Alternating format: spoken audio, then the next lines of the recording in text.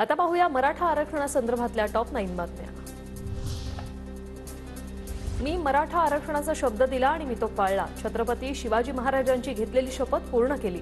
मुख्यमंत्र्यांची मराठा आरक्षण विधेयक मंजुरीनंतर TV9 मराठीला प्रतिक्रिया। मराठा समाजाला 10% आरक्षणाची तरतूद, शिक्षण आणि नोकरीत 10% आरक्षण मिळणार। मराठा आरक्षणाच्या विधेयकाला मंजुरी। एक्सटेन्सिव्ह आणि डिटेल सर्वे आहे, त्यामुळे मी ज्यांनी याच्यामध्ये मेहनत केली त्यांचं अभिनंदन करतो। मराठ्यांची पाठी राखे छत्रपतींची शपथ घेतली, तुम्ही त्या शपथेला जागा शपथ पूर्ण केली। छत्रपती शिवाजी महाराजांची शपथ घेतली, ती शपथ पूर्ण केली। सुप्रीम कोर्टात मराठा आरक्षण टिकेल याची खात्री बाळगा। आता चिंतेची गरज नाही। सरकारनं सर्व त्रुटी दूर केल्या। मुख्यमंत्री शिंदेंची ग्वाही।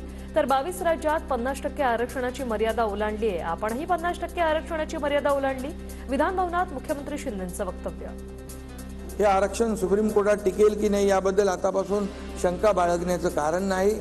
ना आपण पॉझिटिव्ह बोलूया, पॉझिटिव्ह चर्चा करूया।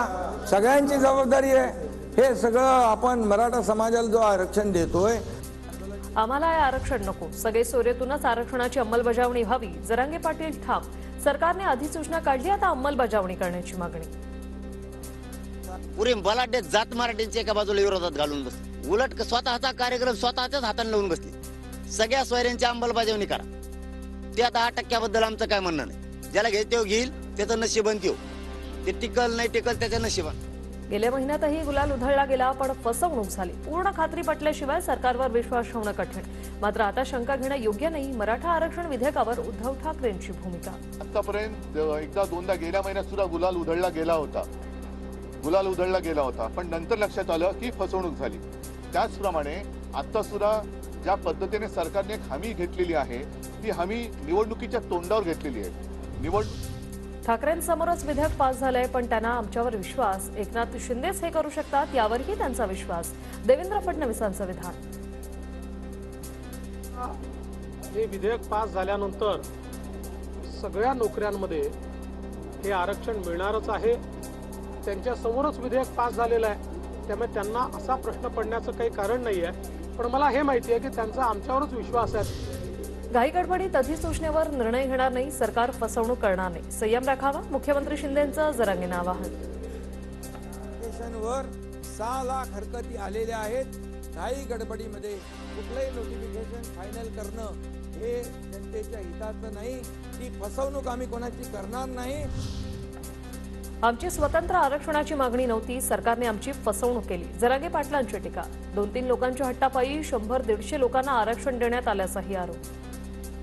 पुरे बलाढ्य जात मराठ्यांच्या एका बाजूला विरोधात घालून बसले। उलट स्वतःचा कार्यक्रम स्वतःच्याच हाताने लावून बसले। सगळ्या सोयऱ्यांची अंमलबजावणी करा।